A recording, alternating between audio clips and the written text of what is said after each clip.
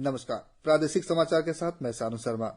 प्रधानमंत्री नरेंद्र मोदी ने आज नई दिल्ली में अपने निवास पर गणतंत्र दिवस झांकियों के कलाकारों, राष्ट्रीय कैडेट कोर एनसीसी के कैडेटों तथा राष्ट्रीय सेवा योजना के स्वयंसेवकों से मुलाकात की। प्रधानमंत्री श्री मोदी ने 75वें गणतंत्र दिवस को विशेष बताते हुए कहा कि इस साल की परेड नारी शक्ति को समर्पित है।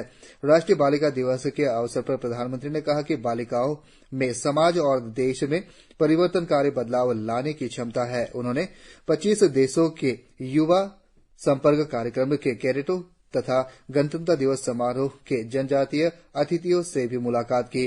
राष्ट्र के विकास में युवाओं के महत्व को उजागर करते हुए प्रधानमंत्री ने कहा कि अमृत काल में युवाओं की ऊर्जा देश को नई दिशा देगी। वेस्ट सियांग जिले के हिगी बागरा में आयोजित पाइनएप्पल फेस्टिवल का आज समापन हो गया। ऑल बागरा वेलफेयर सोसायटी और Arunachal Pradesh agriculture marketing board के सहयोग से आयोजित पहली अरुणाचल पाइनएप्पल फेस्टिवल का उद्घाटन राज्य के बागवानी मंत्री तागे ताकी ने 19 जनवरी को किया था।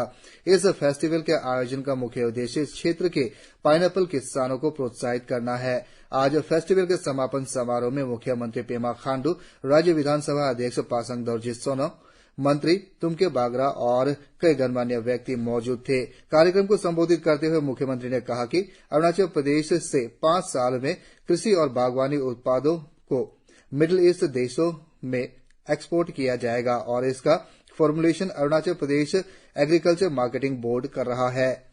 राष्ट्रपति द्रौपदी मुर्मू, प्रधानमंत्री नरेंद्र मोदी और अरुणाचल प्रदेश के राज्यपाल lieutenant general retired K.T.. Patnaik ने उत्तर प्रदेश के स्थापना दिवस के अवसर पर देशवासियों को शुभकामनाएं दी है।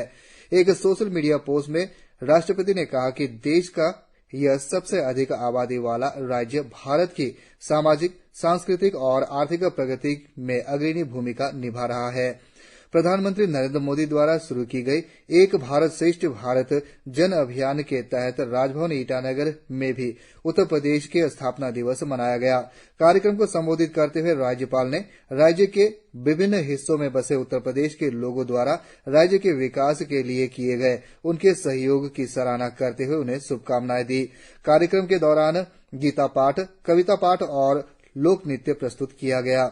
इस अवसर पर राज्य की प्रथम महिला अनागा पटनायक, राजीव गांधी विश्वविद्यालय के कुलपति प्रोफेसर साकेत खुशवाहा की पत्नी डॉक्टर वैशाली खुशवाहा सहित कई गणमान्य व्यक्ति मौजूद थे। उपराष्ट्रपति जगदीप धनखड़ ने भारत के गणतंत्र के रूप में 75 वर्ष पूरा होने के उपलक्ष्य में आज नई दिल्ली में हमारा संविधान हमारा सम्मान अभियान शुरू किया। श्री धनखड़ ने इस अवसर पर कहा कि राष्ट्र उन नायकों को याद कर रहा है जिन्हें भुला दिया गया।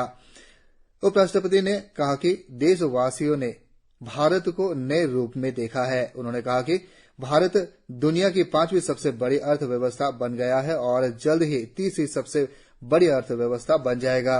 इस मौके पर कानूनी सेवा का दायरा पंक्ति में खड़े अंतिम व्यक्ति तक पहुंचने के उद्देश्य से महत्वपूर्ण पहल न्याय सेतु भी शुरू किया गया। मुख्यमंत्री पेमा खांडू ने मंगलवार को अपर सियांग जिले के मारियांग में एक बैठक में कहा कि 2014 में जब नरेंद्र मोदी प्रधानमंत्री बने तब से अरुणाचल प्रदेश सहित पूर्वोत्तर के सभी क्षेत्रों में अभूतपूर्व विकास हुआ है।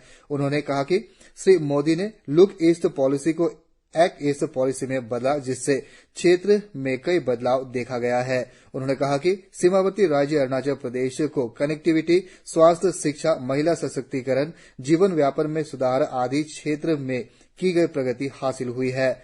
मुख्यमंत्री ने गेकू में मोलिकुलरली इम्प्रिंटेड पॉलीमर, सीपी नदी से युंगे सारोल तक सिंचाई नहर और मिलांग लेनपांग में हलारोमियांग डब्ल्यूआरसी फील्ड, मारियांग में डब्ल्यूआरडी के सब डिवीजन कार्यालय, गेकू से काटांग तक सड़क, पोबे प्रशासनिक सर्कल, मारियांग सर्किट हाउस और गिदा नाटको के विस्तार का भी उद्घाटन किया। इस अवसर पर सांसद तापिर गाव, स्वास्थ्य मंत्री आलो लिबांग और विधायक कांगोंग ताकू, ओजिंग तासिंग, कालिंग मोयोंग और केंतो जेनी भी उपस्थित थे। इसी के साथ यह समाचार बुलेटिन समाप्त हुआ। नमस्कार।